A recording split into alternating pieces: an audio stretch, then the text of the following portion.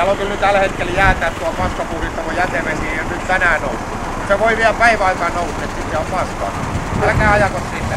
Tuossa on jokunen mäki, ikkunen, ei pahoja.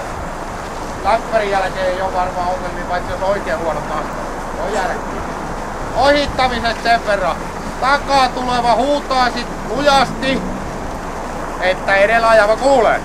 Ja edellä ajava antaa tietä sitten, kun se on turvallisesti mahdollista. Ja takaa tuleva on takana niin kauan, että on turvallisesti menoa.